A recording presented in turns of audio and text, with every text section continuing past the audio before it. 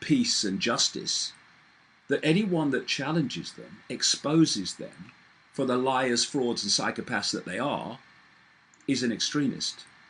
Understanding the problem is to have a much better chance of solving the problem.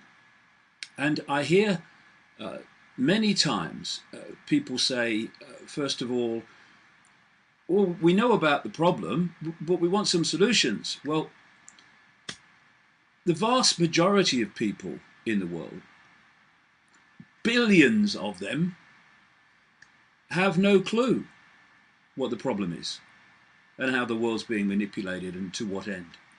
And so just because people have read some stuff or researched some stuff and come to certain conclusions and therefore say, well, I know about that. Well, billions of people don't know about that. So we're not going to stop talking about it because we want more and more people to know about that. And the second thing is, I hear so many times people say, yeah, I know about that. We know what the problem is. Well, the vast majority of people that say they know what the problem is don't know what the problem is. They know some of it. They know aspects of it. They know those parts of it that they've read about or those parts of it they've researched. But they don't know the depth of the problem, and it's in the depth. It's deep, deep, deep in the areas of reality that are beyond what we see. That's not only where the understanding of the problem lies, because that's where it's coming from ultimately, but that's where the solutions lie, by understanding the problem and where it's coming from. And I had a bit of an experience this week when I posted a very unpleasant picture of what Israeli bombing in Gaza had done to a child. And I say I posted it, actually I reposted it. It had been posted several times, but certainly been posted when I saw it about half an hour, 40 minutes before. And the reason I reposted it with just a few words was because where do people think these horrific images of the consequences for Palestinian children and civilians from Israeli bombing are actually coming from? I mean, are they coming from London or Sydney or Los Angeles? Where are they coming from? They're coming from Palestine. They're being posted by Palestinians who are desperate to get across to the wider world the scale of evil, the scale of suffering, and the scale of their horrific experience that they're actually going through when these Israeli merciless bombing strikes happen. So what I was doing in reposting it was offering another audience to what the Palestinian people wanted, which is people to see and let register the full horror of what has been going on for this reason: to try to get people to get their asses in gear, to see the full magnitude, or some of it. What's a picture compared with experiencing it? But to get some idea of the magnitude of what has been happening to the Palestinian people, so it might motivate those around the world to look at that horror and say, my God, how can I contribute to stopping this? How can I contribute to this never happening again? Well, that's maturity. What I found interesting is that the reaction to the picture divided people very obviously and blatantly between two camps. There were those coming from the heart, I would suggest, coming from a state of consciousness, whose response was, oh my God, what can I do about this? What can I do to stop this? Because their reaction was not oh no, you shouldn't be posting that. It was compassion for the victims and the victim of what they were seeing, and for the parents, and for the doctors who deal with this in these Israeli strikes hour by hour. So very large numbers of people reposted that picture with that motivation.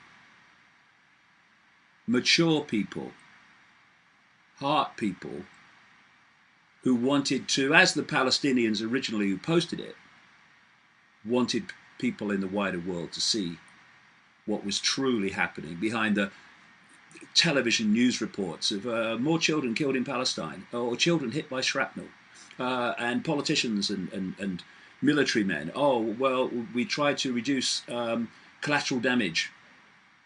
Well, that picture was what happens. It's what they really mean when they're saying children have died in Gaza. What they really mean when they say children have been hit by shrapnel, and when these idiots talk about collateral damage. But there was another reaction, which was hostile. And you shouldn't be posting that. I'm upset by that. It's horrible. And what was that doing? That wasn't going, what do I do about this? How do I contribute to this? It was going, me. I've been affected by me. I don't like this. So I am going to shoot the bloody messenger, or shout at the messenger because I don't like the message. And you've got people saying, oh, I've followed you for years, but I'm not anymore after you posted this picture. Well, you've not been listening anyway then. You know, we talk about solutions to what's going on. And I will talk at some length in this video cast about it. But one of the bottom lines about solutions is the human race has got to bloody grow up and find some level of maturity and some level of understanding of what we're dealing with. And then we might have a chance. I'll give you an example. I was looking on the internet this week, looking at information about holograms and holographics. And I found this story that was about me. And it was in a British newspaper. And it basically said, that nutter David Icke believes the universe is an hologram. And all that stuff.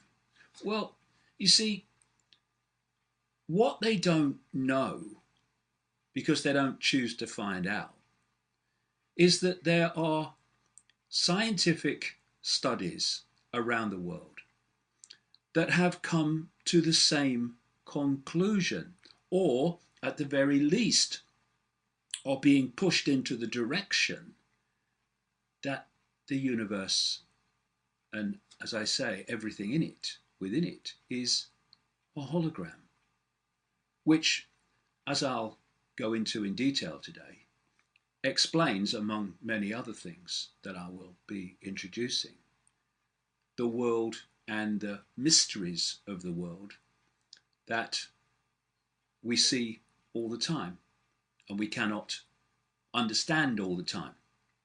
But if you're looking for someone or looking for something and you will not go where they are is always going to be a mystery, isn't it? And I've just described so much of mainstream science and mainstream society. So here we are, having someone ridiculed for saying the world's holographic. And here we have an article sent to me this week in Science Daily. Is the universe a hologram? The source of the information is Vienna University of Technology, and it says our own universe could in fact be two-dimensional and only appear three-dimensional, just like a hologram, which is what I've been writing in my books for years and years and years and years. Everybody knows, it says, holograms from credit cards or banknotes. They are two-dimensional, but to us they appear three-dimensional. Our universe could behave quite similarly. Well, ditto. Been in my books for years, but then I'm just a nutter. Why? Because people's perception, particularly the media and the establishment in general, is so programmed in its reflex action responses and perceptions that when someone says something and it's got, he's a scientist, then they believe it, even if they tell him vaccines are safe, for instance. And scientists at one point, who called themselves scientists, said the earth was flat, if you kind of recall. And yet when someone else, who's not a scientist, he's a nutter, says exactly the same and develops upon it, takes it further, then that's not credible. And it's these programmed responses, this programmed belief in where credible information comes from and where non-credible information comes from, that creates this society based on ignorance masquerading as intelligence. So we go to another story that came out this week. One step closer to artificial intelligence, scientists create cells replicating human brain processes. Now, why can they do that? How can they, if you like, technologically replicate the human brain? Because the body, again, as I've been writing for years and years and years, is a biological computer. And so you can replicate it in a, if you like, non-natural sense as a construct, because what you are replicating is a construct, a biological construct.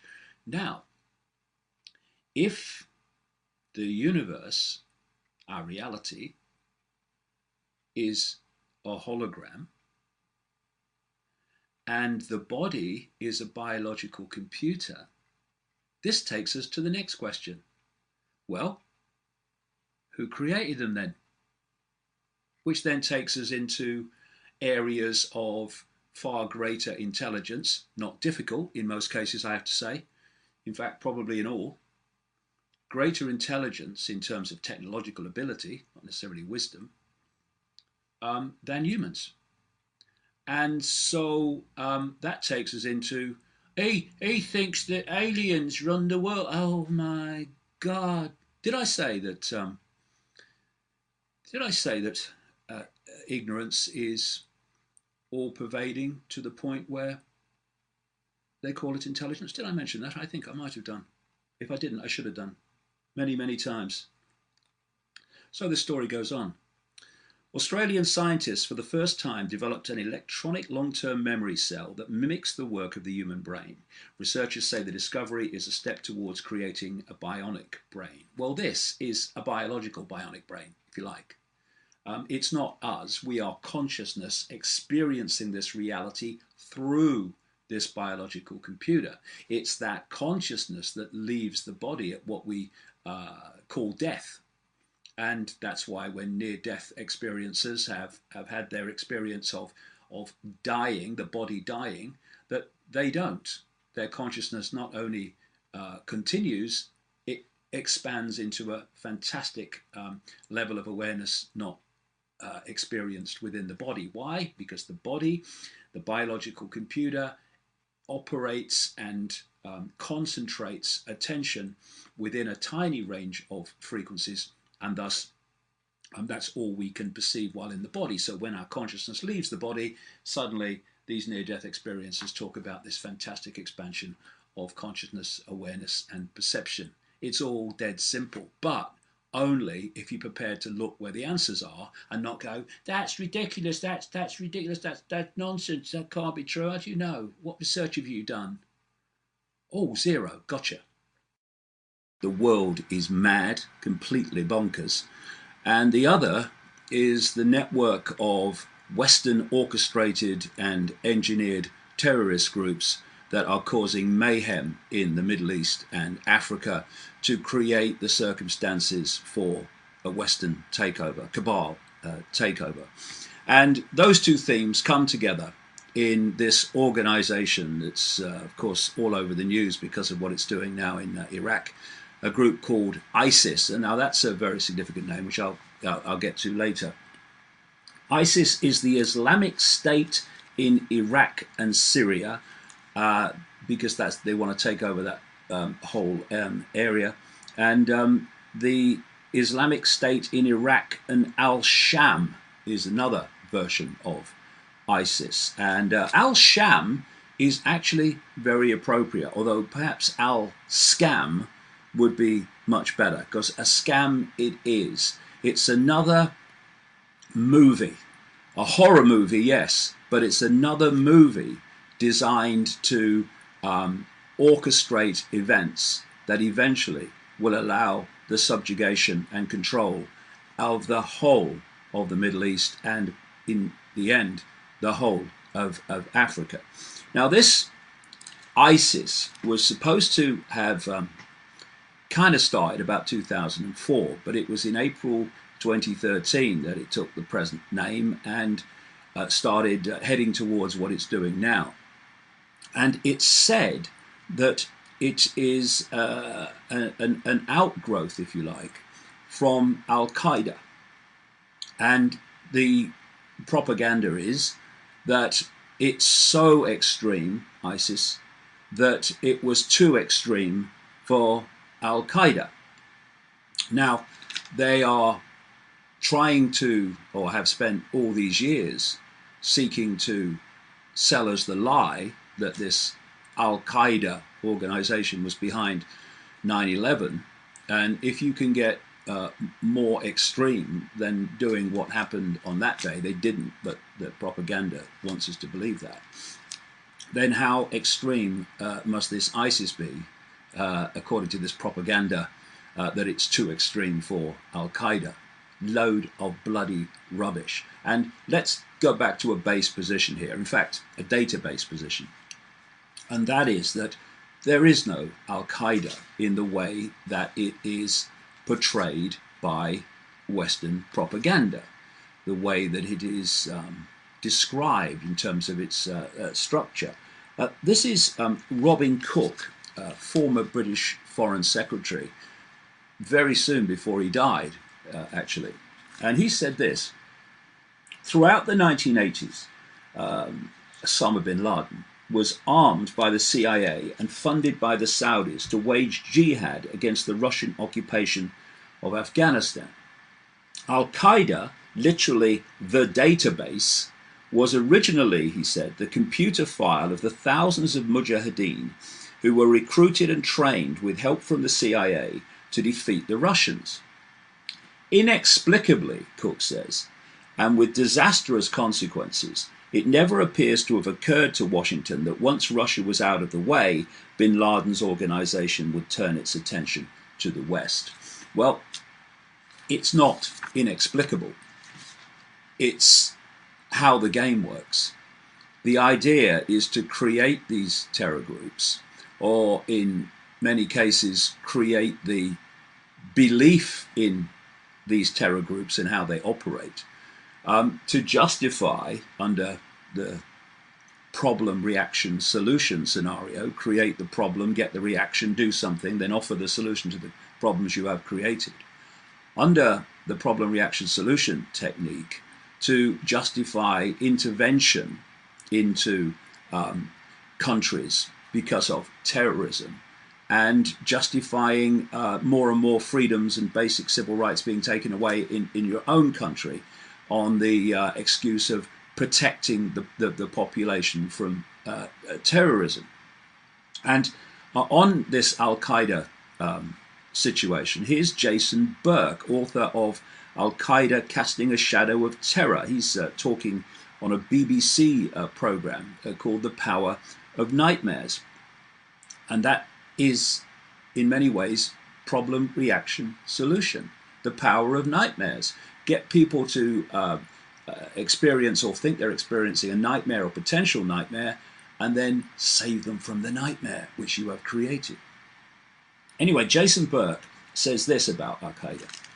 The idea, which is critical to the FBI's prosecution, that bin Laden ran a coherent organization with operatives and cells all around the world of which you could be a member is a myth, he said. There is no Al-Qaeda organization. There is no international network with a leader, with cadres who will unquestioningly obey orders, with tentacles that stretch out to sleeper cells in America, in Africa, in Europe. That idea of a coherent, structured terrorist network with an organized capability simply does not exist. But what he was talking about there was Al-Qaeda at that time. This ISIS situation is different. This is a new stage. This would appear to be a very organized network, extremely organized, immensely well funded. I mean, I've seen figures of maybe $2 billion they have at their disposal, and extremely well armed with American weaponry for reasons I'll come to. And here's a big piece in the Daily Mail newspaper this week, Jihadi Terror Group PLC. And the reason they call it PLC is because they've produced accounts, like annual accounts of a company, detailing the finances, but also detailing all the murders they've done, the beheadings they've done, and all these horrors that they're carrying out. And it's just like a PLC has produced it. And this is a highly organized operation. And this is, like I say, a new stage. There's no doubt that the Wachowskis know a great deal about what's really happening in the world. And it is portrayed in these movies as fiction.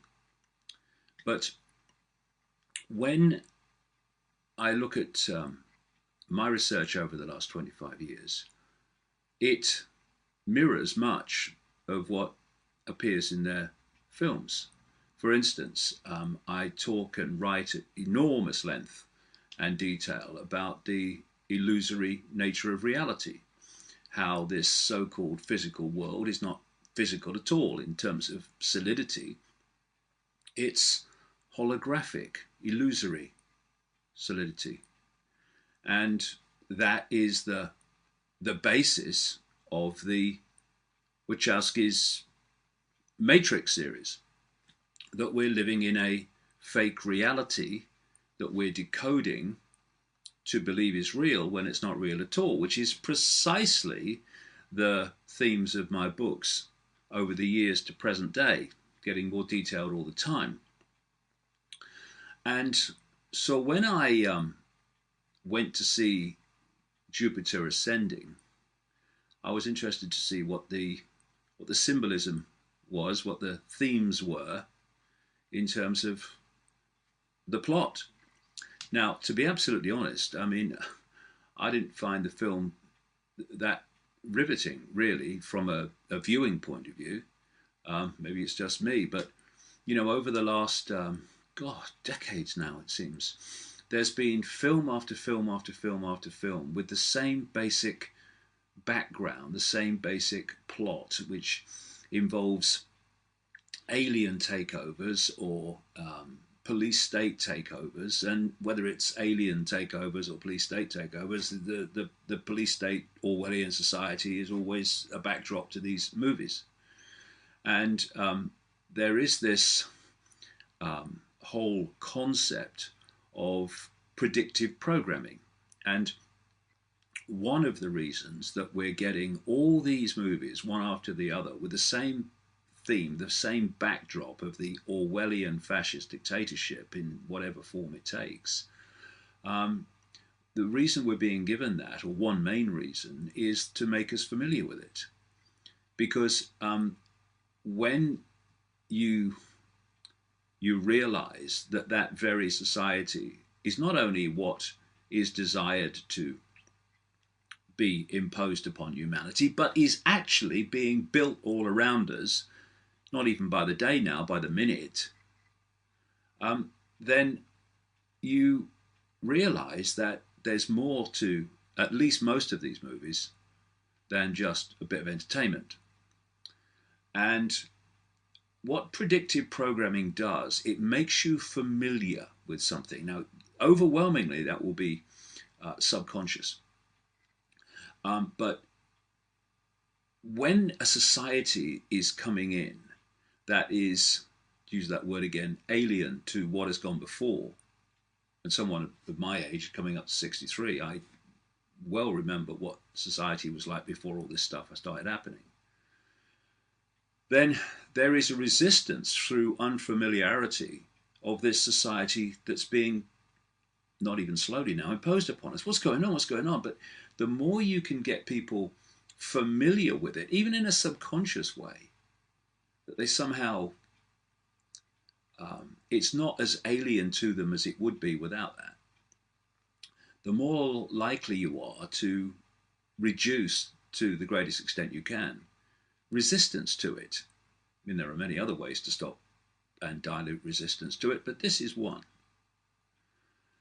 And so when I watched this Jupiter ascending, I expected the same thing, either alien or police state or both, being imposed upon humanity.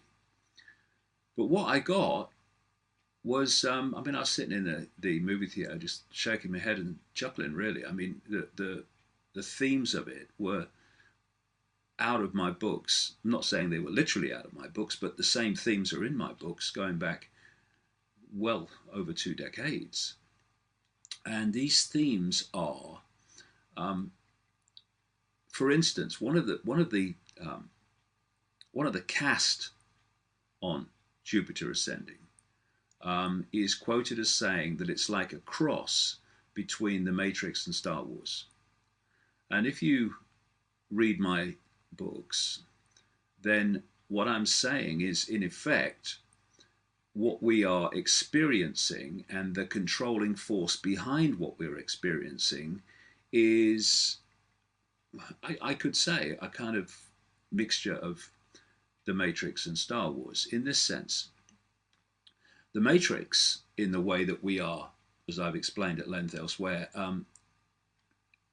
we are downloading all the time an information source, just like a computer downloads information and puts a visual representation of that on the screen, even though it's not like that at all. You know, I mean, there's not pictures and graphics and words on the information that the computer is decoding. It's computer codes, it's information codes, and the computer decodes that into what we see on the screen.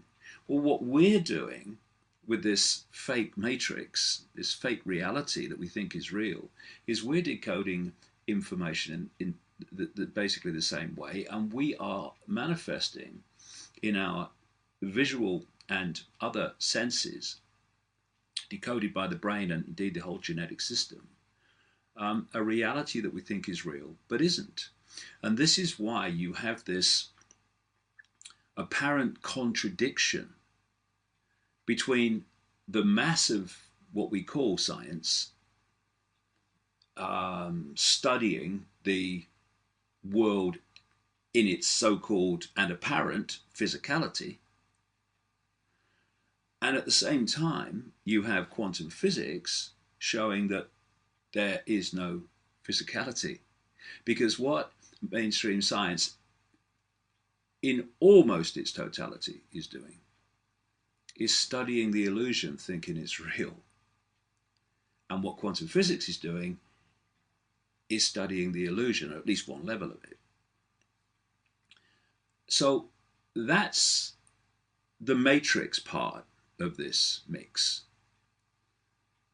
The Star Wars part of this mix is that there is a non-human force that's behind the creation of this fake reality, that is manipulating our perception of everything, including self and reality and life, so that we unknowingly are slaves and servants to that force.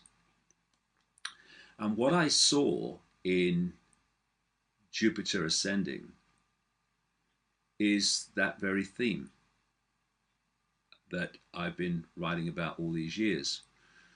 Well, Big Brother moves on again this week, or more like Big Sister in Britain, in the form of Home Secretary Theresa May, who has announced more anti-terrorism measures. And you'll remember in the wake of 9/11 in North America, Britain and other countries, a great swathe of anti-terrorism legislation came in which the definition of what was meant by terrorism, terrorists, terrorist activity, was so ill-defined and so lacking detail in the definition of what the law was targeting, that those laws could be used across the society in general. And they were, and they have been.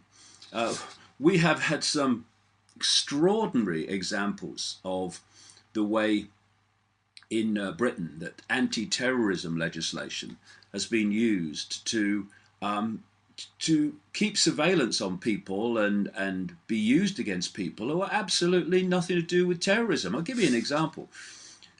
One local council used anti-terrorism legislation to keep surveillance on a couple to make sure that they did live in the catchment area of the school that applied for their child to attend.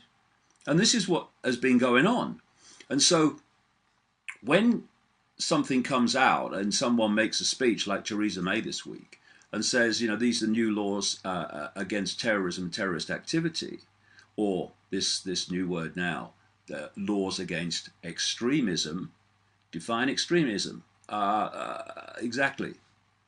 And so the laws that they are bringing in, the new ones announced this week, are designed in just the same way to be applied to the population in general, and very much to people like me and others who are exposing the scams and the conspiracies involving governments and all the rest of the networks of deceit.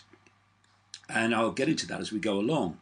And, you know, when you look at this whole kind of subject area, what's happening in Ferguson, Missouri with the protests, which of course have gone nationwide in the United States and even manifested in London too.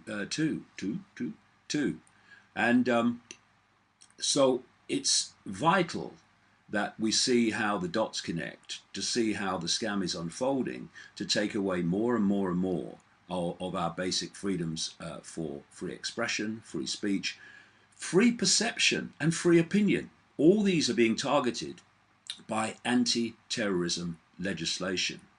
And this is a newspaper report on Theresa May's stuff this week.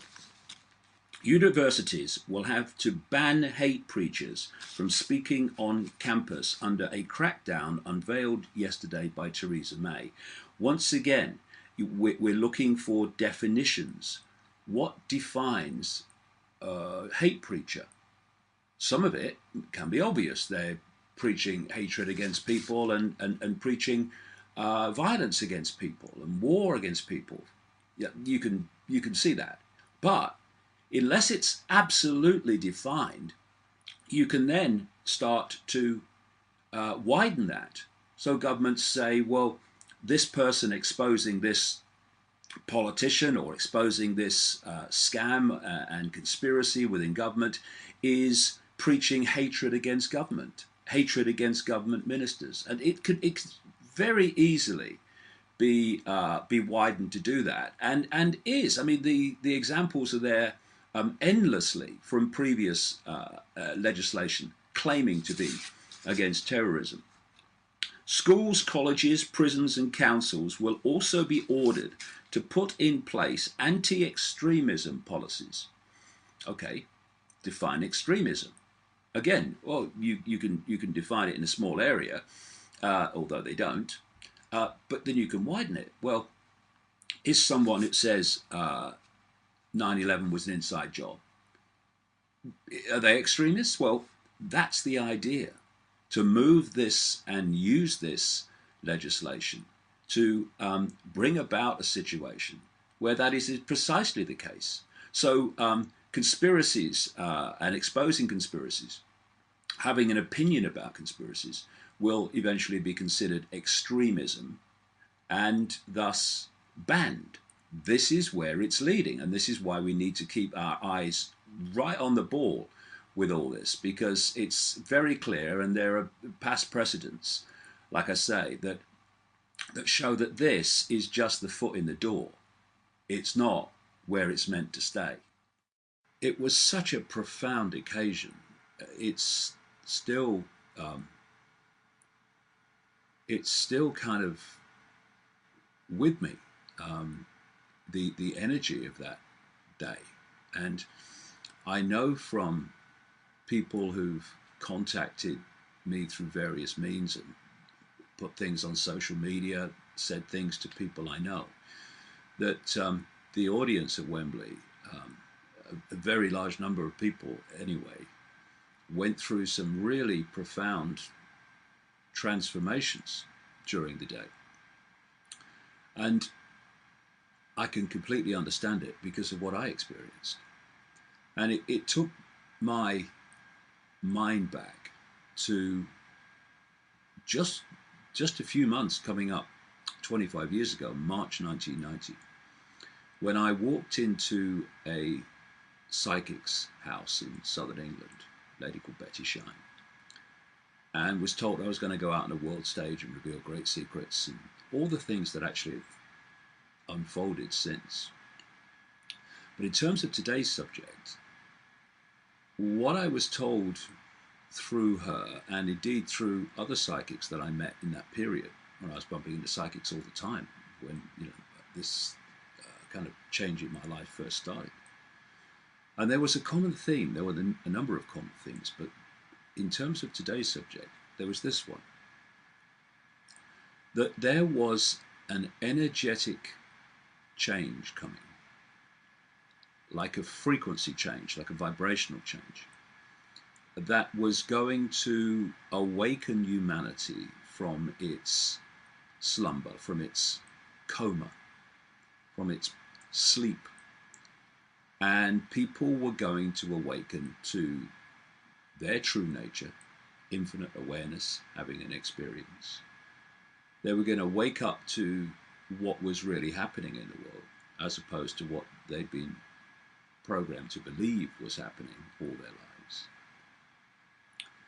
And that this energetic change was going to be like an alarm clock, waking people up to see what they hadn't seen before on multiple levels of being, and in multiple ways.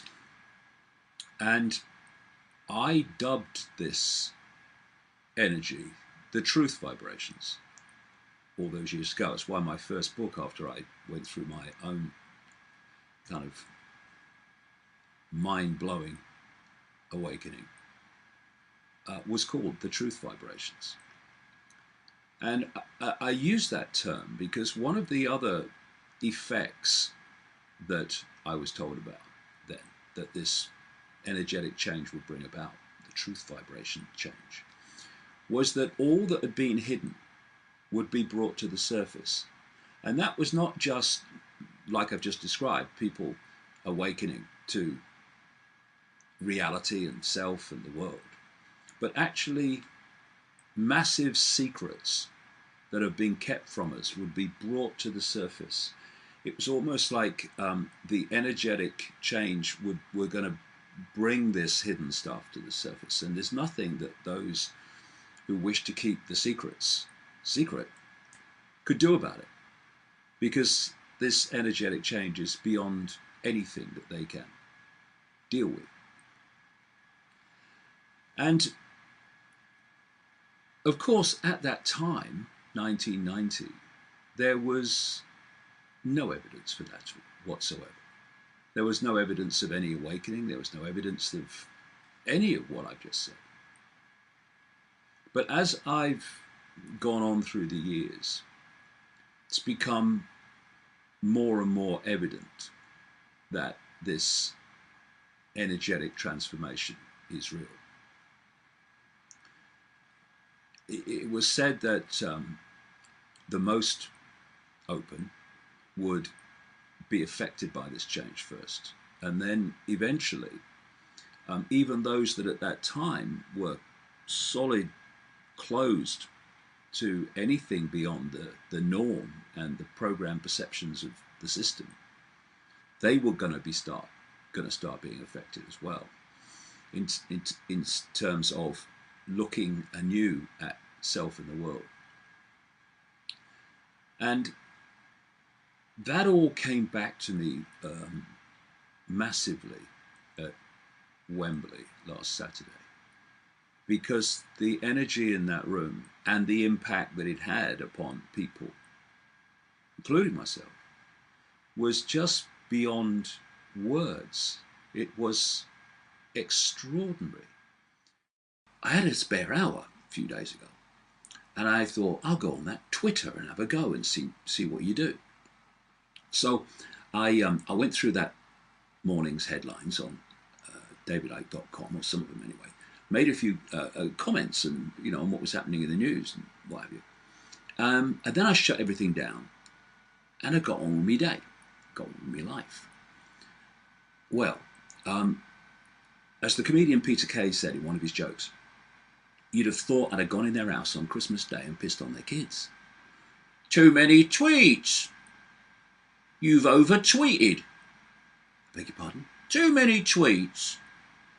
You mean there are rules on Twitter? I mean, if you think there's too many tweets from someone, well, don't bloody read them then. Go to the next one. There were loads of others being posted at the same time as I was doing my thing. Oh, no, too many tweets. And apparently what you're supposed to do is space them out through the day. Well, I don't want to be on Twitter endless times a day. I had a spare hour. This is what I've got to say. Okay, see you guys, all the best. But no, there are rules. There's got to be rules for everything. You can't have life without rules. Well, actually, you can have life without rules.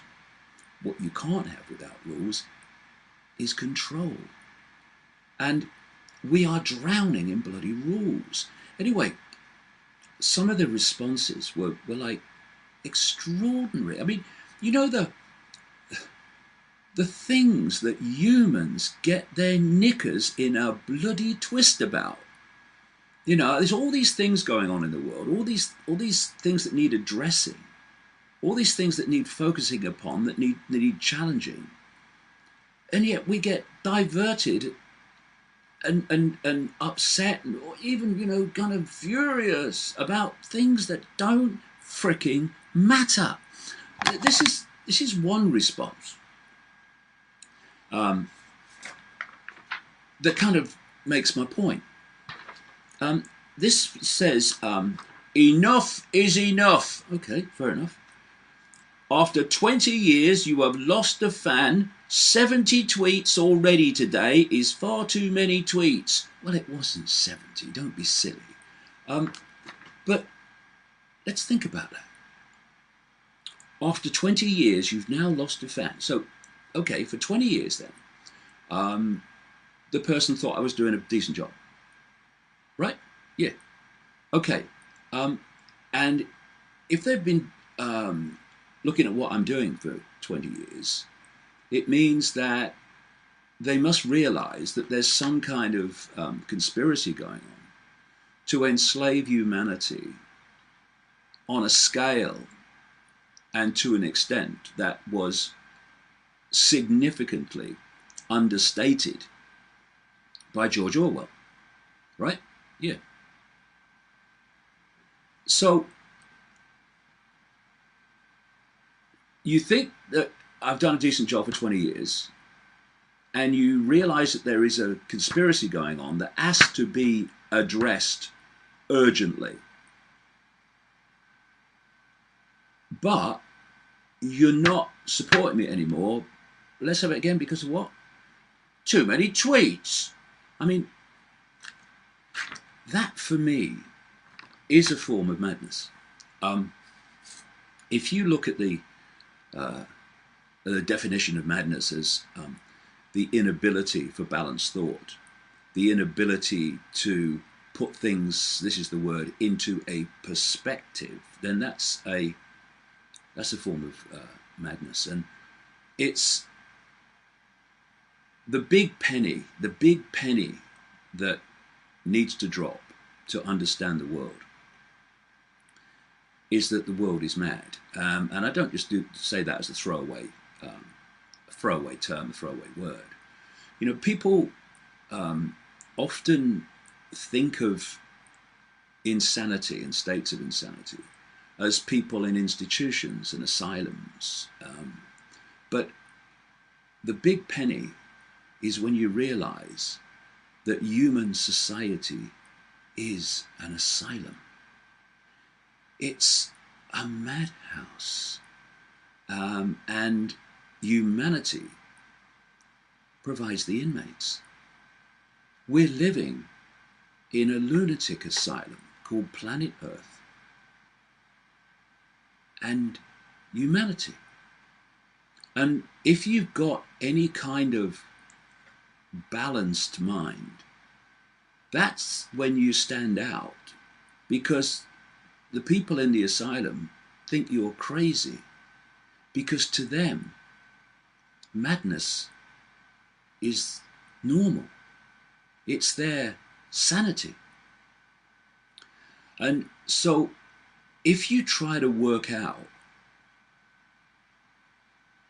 the world, if you try to understand the world, if you try to make sense of the world by treating it as some kind of sane place, trying to make sense of craziness while still believing the world is in some way sane, then you're never going to get it. You'll be on your deathbed, still trying to work it out, still trying to make sense of the world. And lots of people think, well, it must be me then. It ain't you. No. The world is mad. It's not you. You're the same one.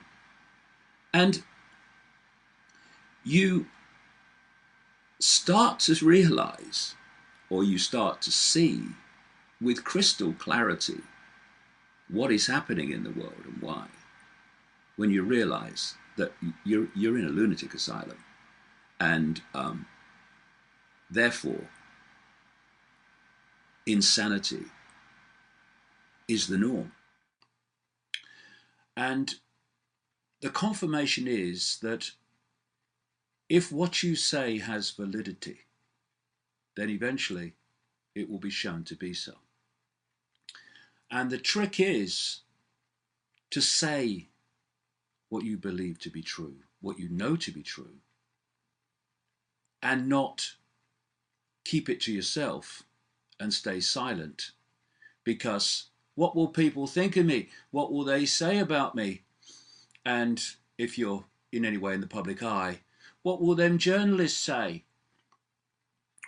Well, my response to that was, don't give a shit. And it still is.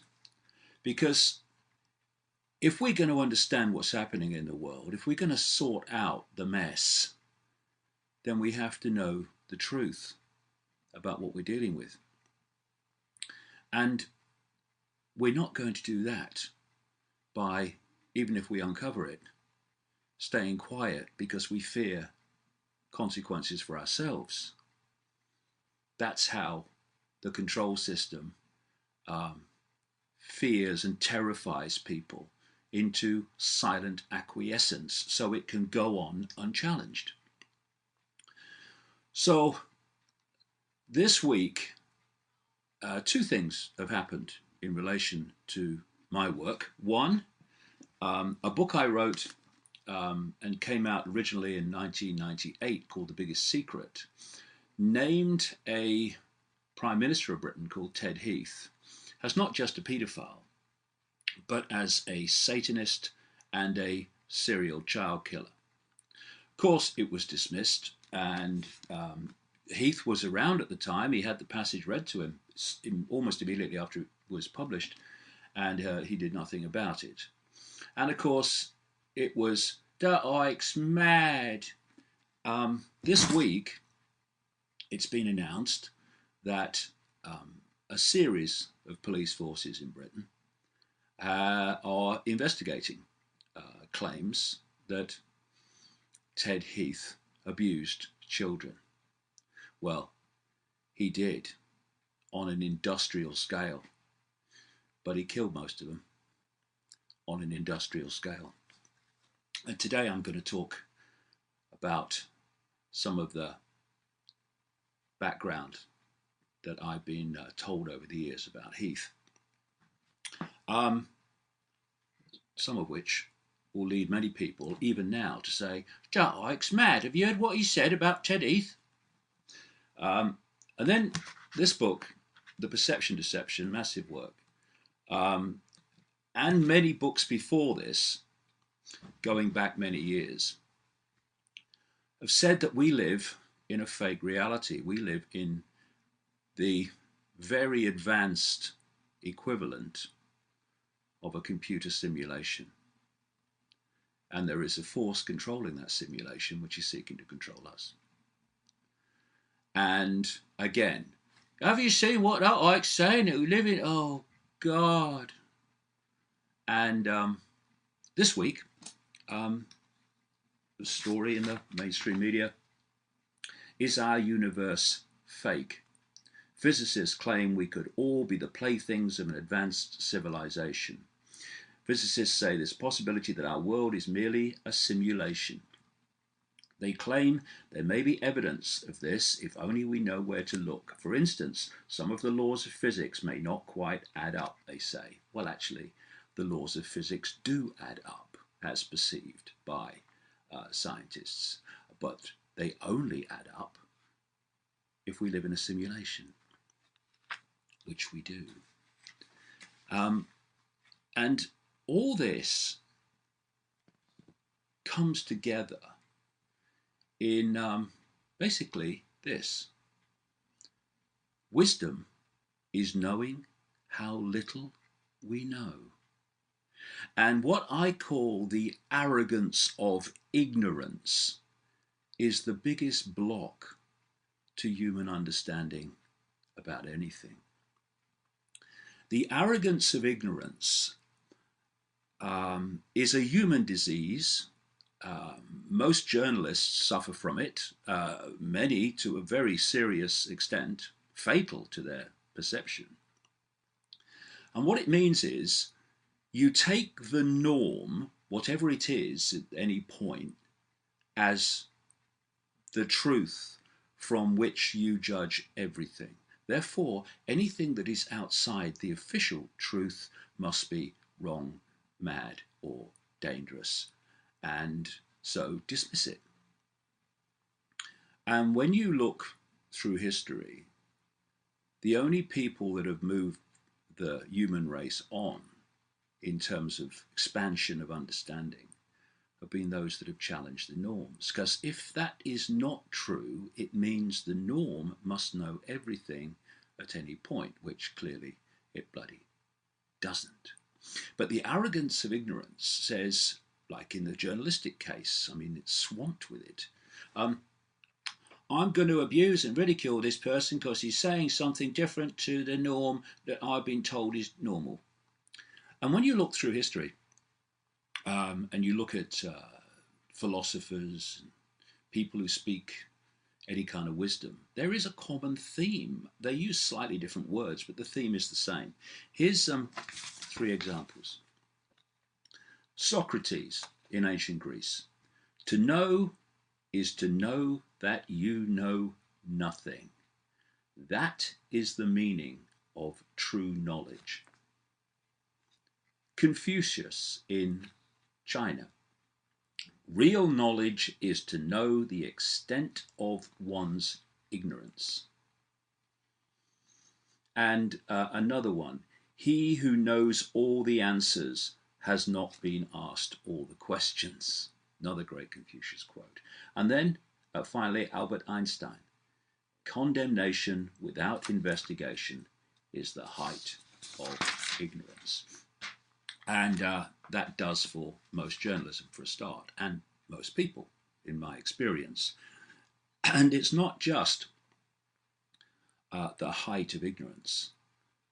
That's one level of it. But then to abuse those saying something else, that is the arrogance of ignorance. The word occult just means hidden. It's hidden knowledge. But in the sense that it's used most times in everyday life, it's used in the context of the negative use of hidden knowledge. In fact, when you come to the church and organizations like that, they seem to think that all hidden knowledge is bad, is evil. It's not. Knowledge is just knowledge. It's like a microphone. A microphone is not positive, negative, good or bad. It's how you use it. Same with a printing press. Same with hidden knowledge, which has become known as the occult. But the fact does remain that it is clear to people like me who've researched this ongoing for a long time that we are seeing the normalization of the negative use of occult knowledge.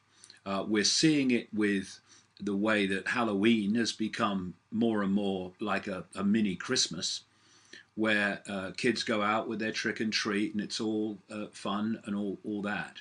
But the Halloween trick or treat type experience is Satanism light. I mean, that people might find that extreme, but it's not, because at the same time as those kids are trick and treating and going around dressed as witches or ghosts or whatever, in the hidden world, staggering numbers of children and others are being sacrificed by Satanists and crazies, insane people, all over the world in that period we call Halloween. And it's very much like the Eucharist, where in the church, where they drink the blood of Jesus as wine and they eat his flesh as a biscuit or something. It's Satanism light. It's mirroring the real rituals of really drinking blood and really eating flesh that go on in these full-blown satanic networks, which infiltrate, of course, politics, indeed direct politics and the corporate world and banking and all the rest.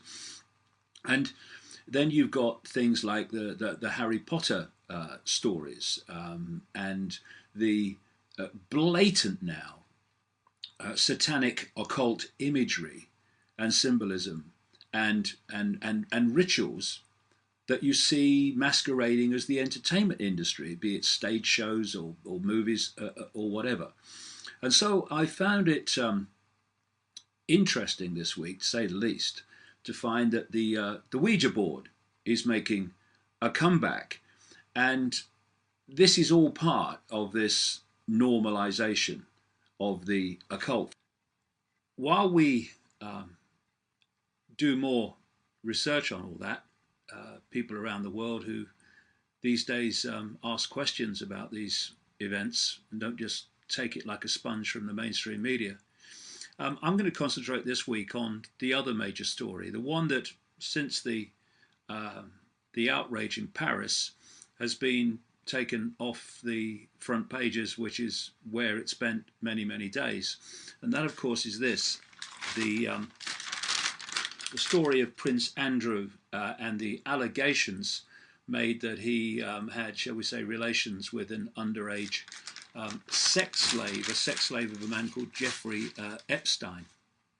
Now, Epstein is a multi-billionaire who was prosecuted for procuring sex with a minor, and it was part of a much bigger investigation into Epstein's activities, and that is kind of laid out in considerable detail in court documents that have been filed in the United States, based on the fact that the alleged victims of this man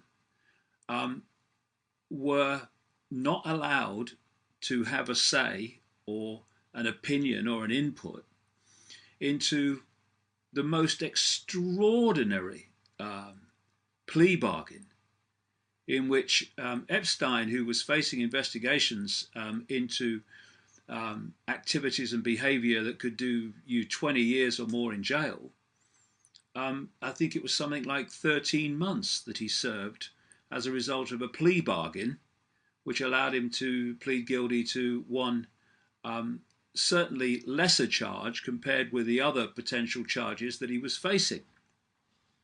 So this outrage by alleged victims has brought this court situation to the fore as they try to get some justice, as they see it, for the fact that basically they see Epstein got away with it.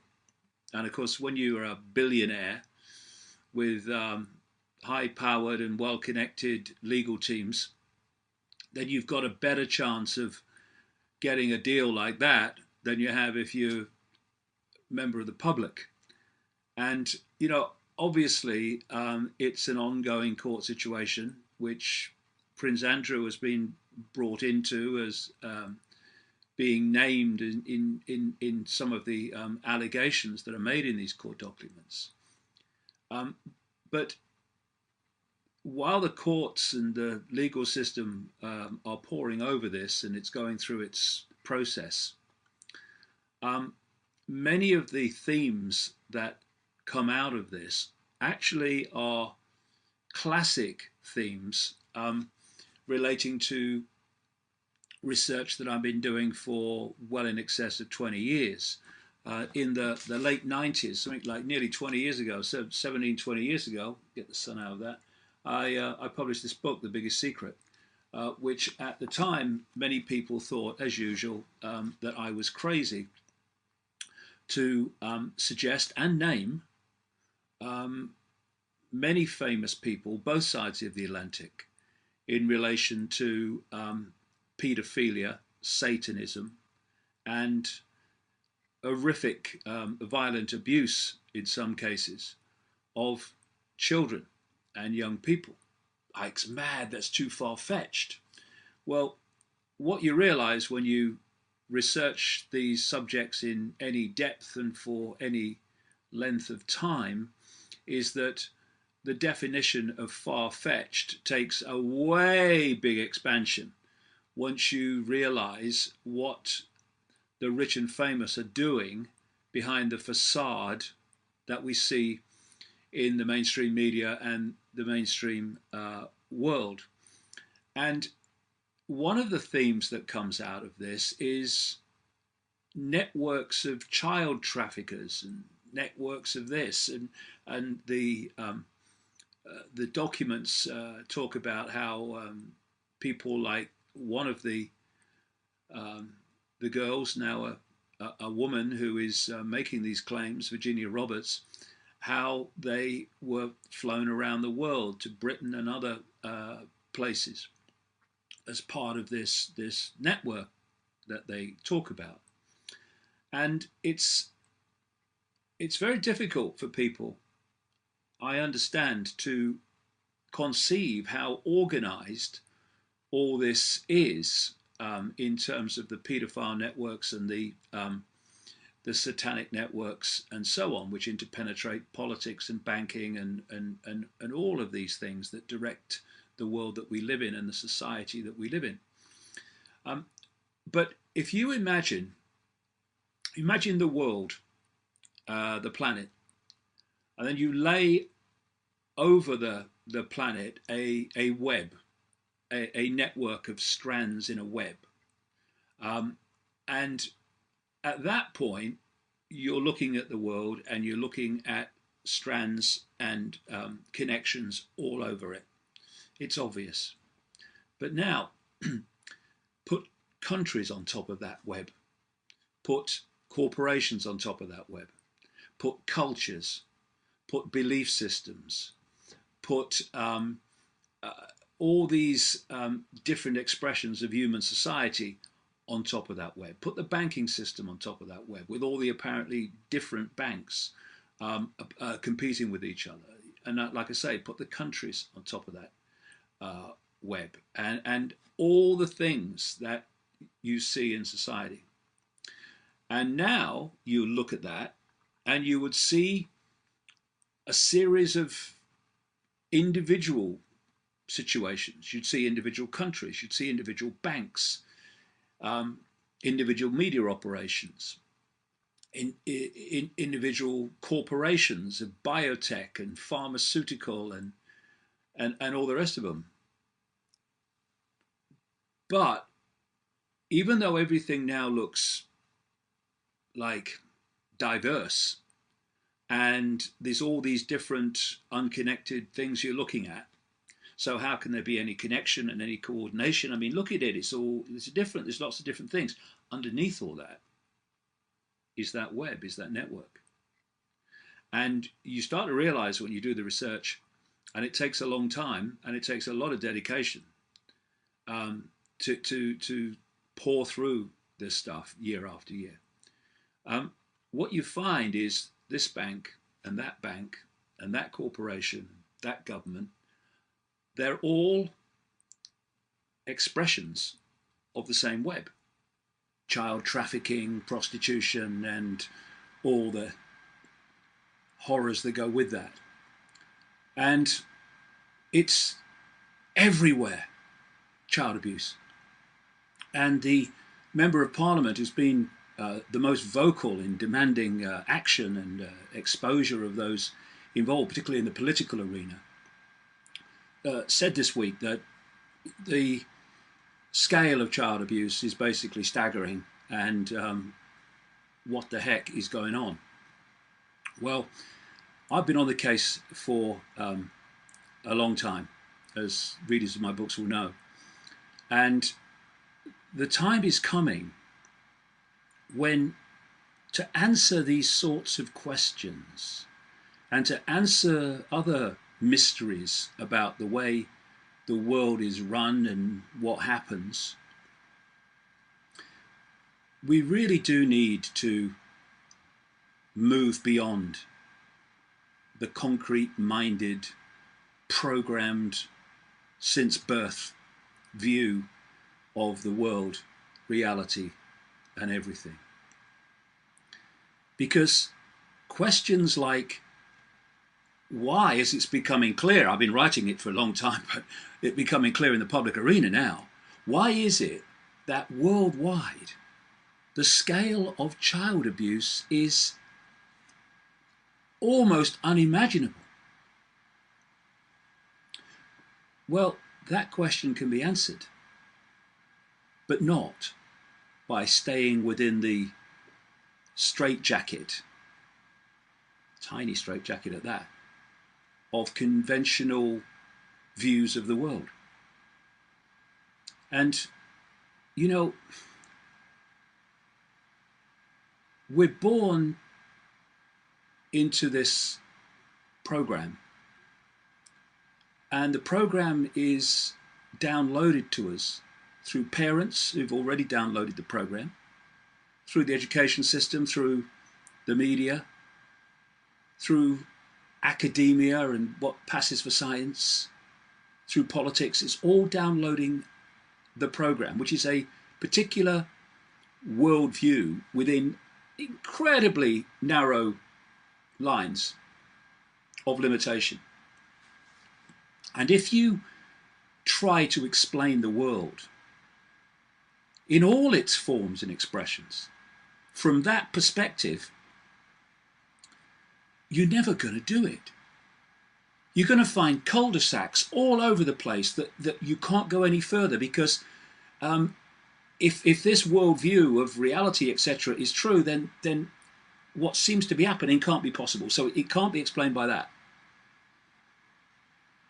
And science is not something like official history. It's not something to reveal.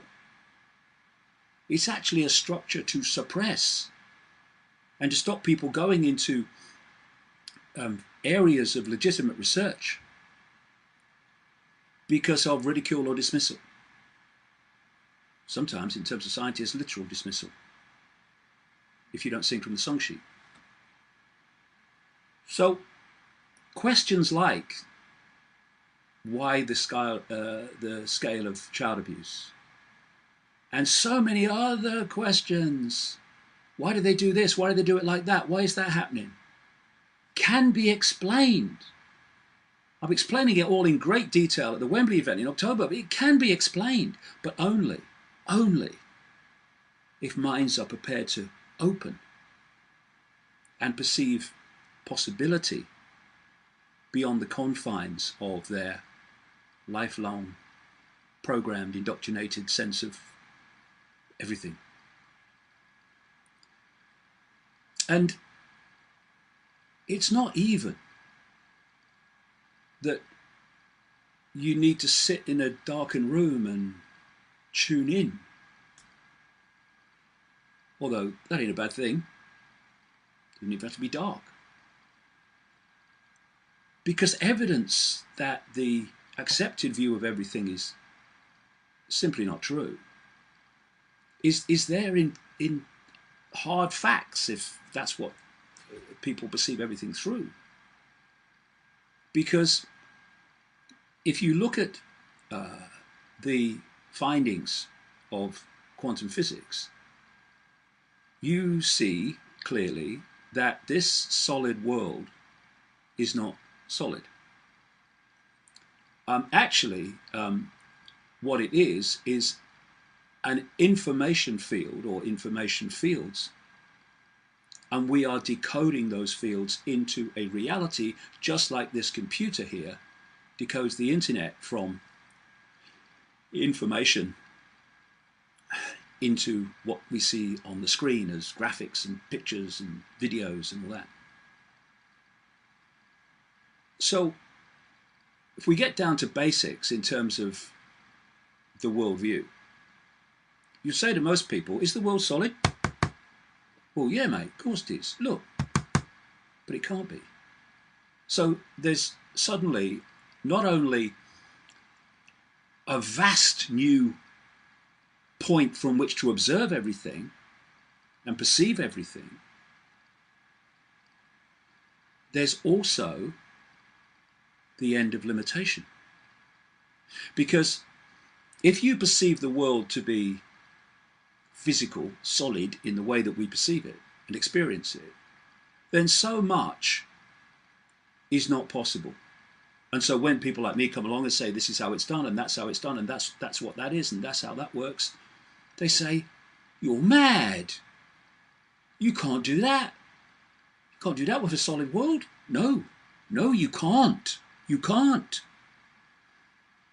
But the world ain't solid. It's an information field or fields that we are decoding into a sense of reality. And our perception of reality massively influences, in fact, dictates the reality that we decode and thus experience as what we call our lives, because this is a global agenda of mass and individual mind control, so you find it going on everywhere. But of course there are certain centers where you find it most concentrated, and the United States and Britain and anything to do with Mossad in Israel are some of the major centers, in fact the major centers that you'll find in terms of the manipulation of the individual and collective perception. And that's what it is, really.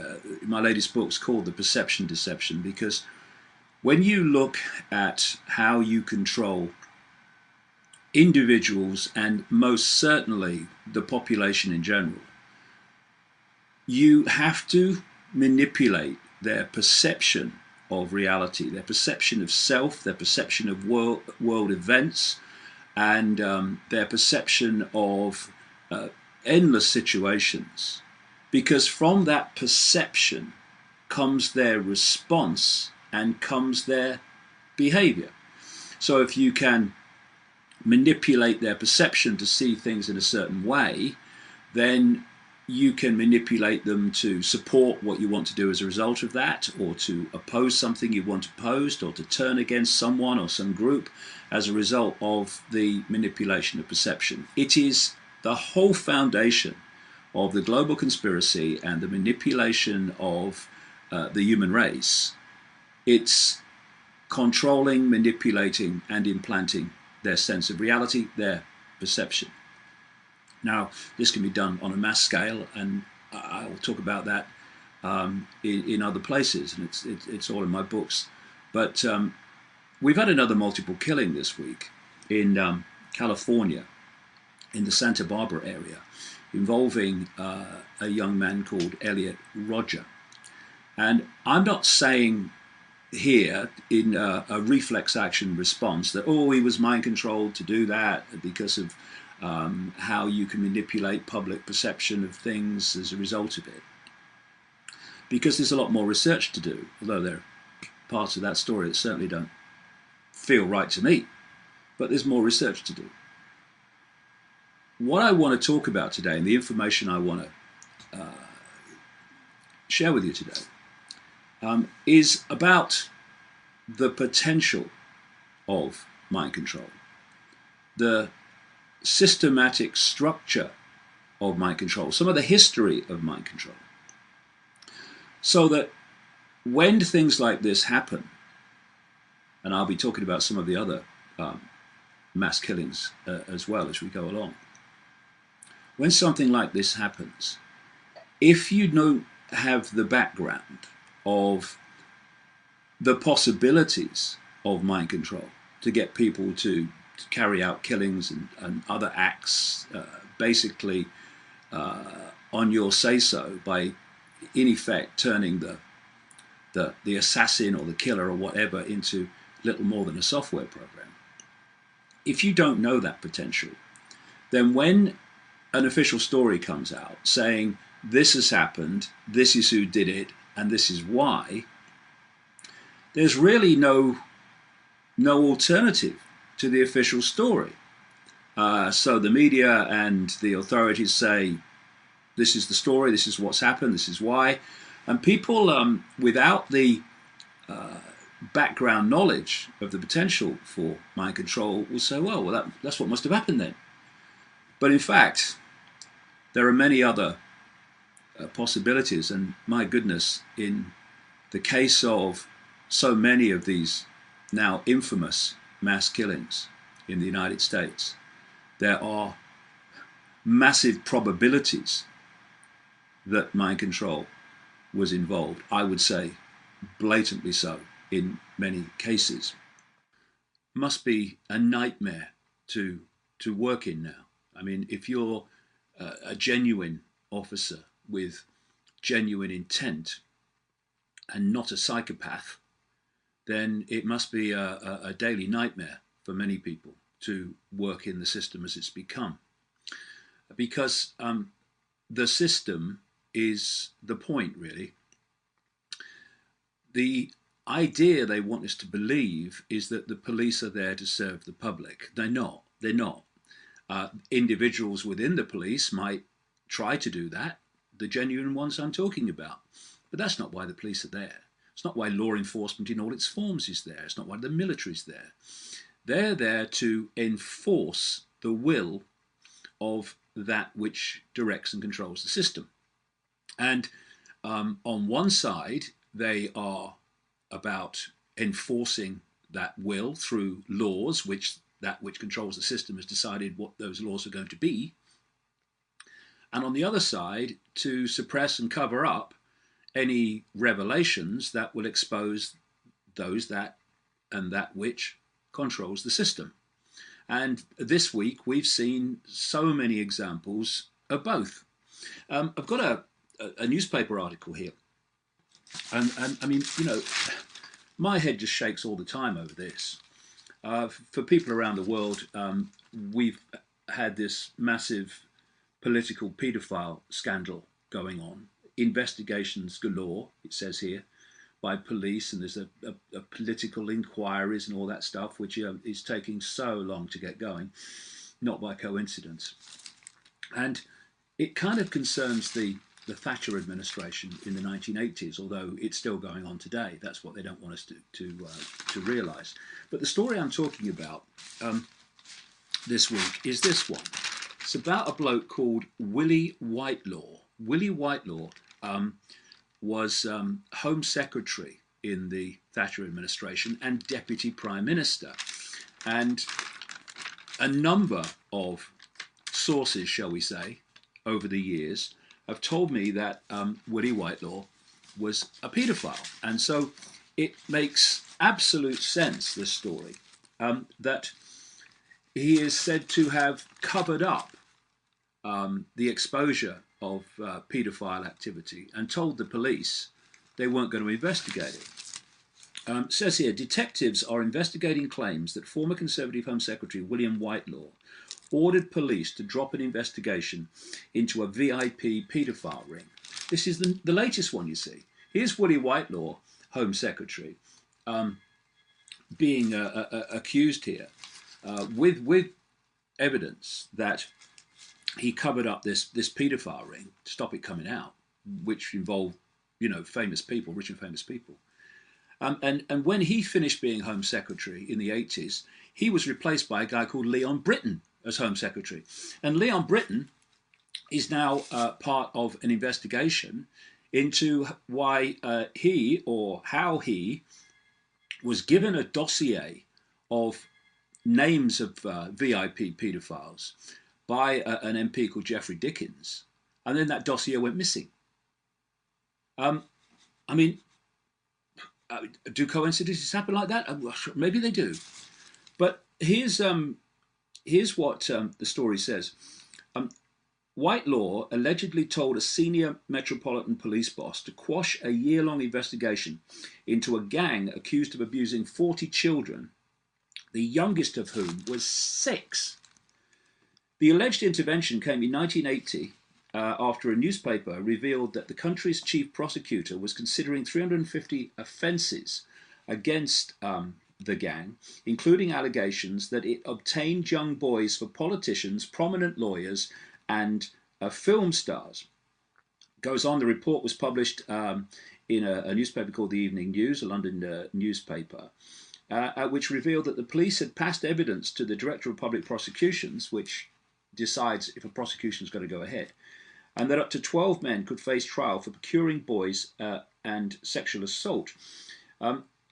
Procuring children for the rich and famous, particularly, you know, the political classes in London, is a major industry, and can generate tremendous amounts of money. Ask Jimmy Savile, that's what he was doing, among much else. So anyway, Jeff Edwards, the journalist who wrote the story, claims that just days after it was published, he was summoned by police to an interview and threatened with prosecution under the Official Secrets Act. It's supposed to protect the security, so they claim. It's supposed to protect the security of the country. It's protecting the security of the system, the security of VIP paedophiles. It was the same authority that gave us the most outrageous fairy story in relation to the events of 9/11. And when so many lies and manipulations and fakery has been exposed in all these events before, it would be naivety in the extreme to then expect that when something comes along like Paris, that the authorities are telling you the truth about it. Now, it's too early to start going into great detail about this happened and this is why it was and all that. But you can pick out the themes of events within what happened in Paris and connect it to other events that have actually been revealed with the passage of hindsight, time, and research to have been a pack of lies. I mean, weapons of mass destruction in Iraq is a classic. So it's extremely encouraging to see on social media and in other ways, people in much larger numbers are saying, hold on a minute, we're not just accepting this by reflex action. And that is what is necessary if we're actually going to stop being scammed by these terrorist events into giving more and more of our freedoms away or accepting those freedoms being taken away. Now, people who criticize those who question, my goodness me, has anyone got a mirror? I should have a look if that's what you're doing. They might criticize the conclusions they come to, but asking questions, that's what we should be doing. And those that kind of criticize people for asking questions and not accepting the official version of events, they come out with kind of all-encompassing one-liners like, oh, they say it's all a hoax. Well, some of these things are hoaxes and some of them are not. There are many different ways to set up something, to set up a problem, which you can then offer the solution to and change society in the way that you wouldn't have been able to without creating the problem in the first place to justify the change in law and the way that society is run and controlled. So, problem reaction solution, the technique that's also been given the name a false flag, when you create a problem covertly and then offer the solutions to the problems you've created, they're not all hoaxes. There are many different ways that this scenario is played out, and to see more and more people grasping, at least to the point of considering the concept, the possibility that those in the shadows are, through those in the public eye, creating problems on purpose with absolutely the goal of changing society as a result of the problem. To grasp that and start to grasp that, another thing we need to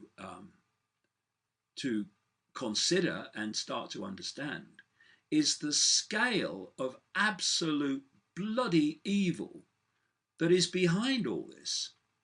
You know, because one of the things is that people judge what others would do by what they would do. And so they say things like, they'd kill all those people on 9/11 just to change society. They'd never do that. No, you wouldn't do that. They do it all the time. And it's this grasping of the scale of evil behind the manipulation of the direction of the world, and this concept of problem reaction solution, which that evil uses by doing its evil and then offering a solution to its evil, which leads to more evil. So seeing that more and more grasped, like I say, is really encouraging in terms of where we were not that long ago. And when I started out on this journey 25 years ago, where we basically weren't at all. But like I say, it's not that all these things are hoaxes. There are many different ways that they play problem reaction solution, but certainly there are hoaxes, and I mean complete hoaxes. I mean Sandy Hook, the shootings at the Sandy Hook school was absolutely a hoax. And if you have not come across this, well, just go to my website and put the keyword Sandy Hook in, and you'll get the archive articles, including the work of a man called Wolfgang Halbig, and he is a man who's had a long career in security and safety, including a career looking after the safety and security of schools in the United States. And he started out accepting the official story when it was all breaking in the news, to the point where he actually donated to the fund. But being a professional, being someone who was um, well aware of how all this works, and what's credible and what's not, and what should happen in reacting to these things, because it's his job, he started to realize that not only were um, the public being told a pack of lies about the shootings and killings at Sandy Hook, but actually there had been no killings. And that is, if you're hearing this for the first time, absolutely shocking. You're mad, mate. What are you talking about? They'd never do that. They did do that. Look into it. And look into Wolfgang's work and what he said and how he's been treated and threatened since he started going public on the fact that this is a nonsense. First of all, you want to change the world or create a situation.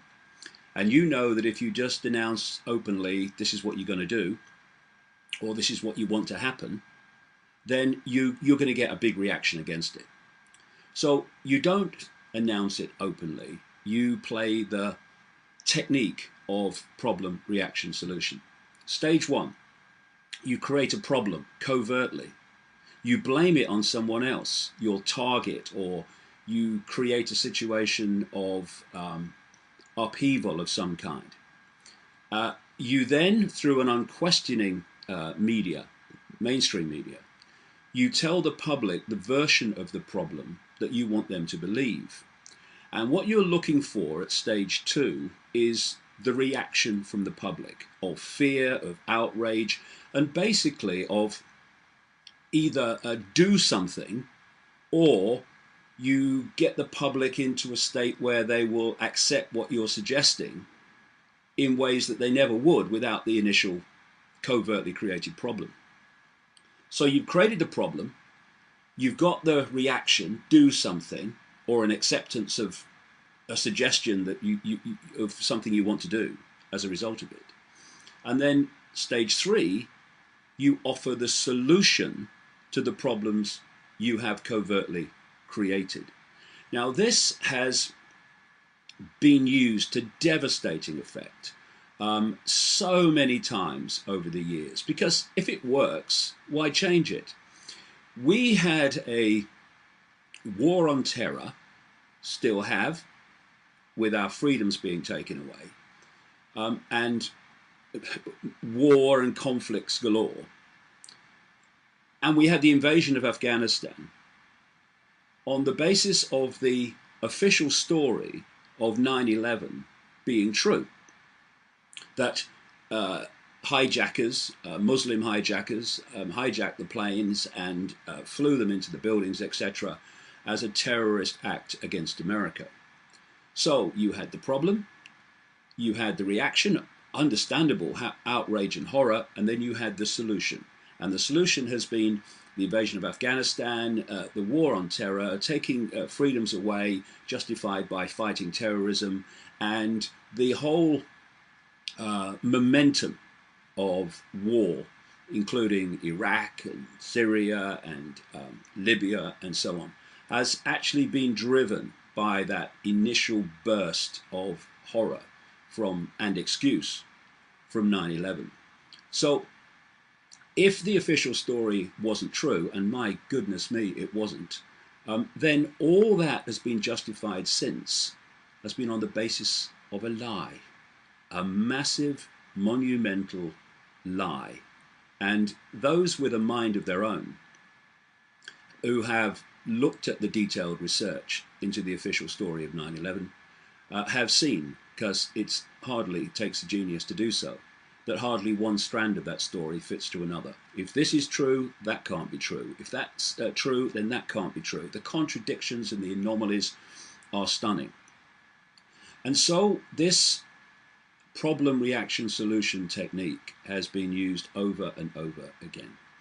And what has happened to Malaysian flight MH17 that came down over Ukraine has all the hallmarks of a problem reaction solution.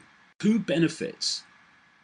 Who benefits from what has happened, and who benefits from me and the public believing the official version of what has happened? So if you look at 9/11, who benefited from that? Well, the Muslim world didn't, clearly. Look at it. The American people didn't, of course. One group, and one group alone, benefited primarily from 9/11. And that was anyone that wanted to launch a war on terror, i.e. a war of acquisition and slaughter, and anyone that wished to use that as the excuse to demolish civil rights, rights to privacy, and basic human freedoms all around the world. So you look at MH17. Who benefits from us believing the official story that it was taken down on purpose by pro-Russian separatists who are fighting the Ukrainian, actually fascist regime in Kiev? Who benefits from that? And who benefits from the connection and the blame being handed on from the pro-Russian separatists to the Russian government and Putin? Well, anyone that wants to demonize Russia. And as I've been saying in my books and in these videocasts in recent weeks, that is precisely the idea, because there is a long-term plan to have a war between the West and Russia/China, the Third World War. And in that, you cannot divorce what is happening in Ukraine and the downing of MH17 and what is happening horrifically in Gaza as we speak. It is possible to manipulate the brain of individuals and collectively to decode reality in the way you want. Because as Susan Greenfield talks about in this book, there was a time when it was believed that the brain didn't change, that what you had once the brain had developed is how it was always going to be. Now it's known that is anything but the case because of something they call brain plasticity, which comes from a Greek word meaning to be molded. And that is what is happening all the time with our daily experience, is the brain is being molded to create networks of chemical electrical communication. And that's changing with our experience. And what this book by Susan Greenfield is really focused upon is how the internet, social media, video games and such like is changing the brains of humanity, especially the young, and why that is I'll come to as we go along. So all the time as we are having experiences, to put it in computer terms, the brain is downloading data, and from that data it is changing the way that it communicates and how it communicates and what it communicates with. This is a part of the book, where's page 55? Here we go. And it's saying that the internal processing of the brain will determine how you see the world, but whatever external inputs are being fed into your brain at any one time, the experience of that very moment will simultaneously change that organization of brain cells and hence your thinking. One leading expert in brain development, Brian Kolb, sums up: anything that changes your brain changes who you will be. No one can be in any doubt, surely, that the internet and social media and video games are changing the brain because of the different information, the different way of working that's brought into human society. He goes on: your brain is not just produced by your genes, it is sculpted by a lifetime of experiences. Experience alters brain activity, which changes gene expression. Any behavioral changes you see reflect alterations in the brain. The opposite is also true. Behavior can change the brain. And so one of the lines that Susan Greenfield uses a lot is use it or lose it. Because the way the brain works, if you stop using part of it, or the networks that at that point have come together, the communication networks, then they fade and they disappear. So you can learn something and carry out that practice, whatever you've learned, and then you stop, and that connection, that network that came together because of what you learned and what you were doing, then starts to unravel. And there's another thing about the brain which it talks about in the book, and that is that it doesn't do vacant space. If it's there, it will be used in some way.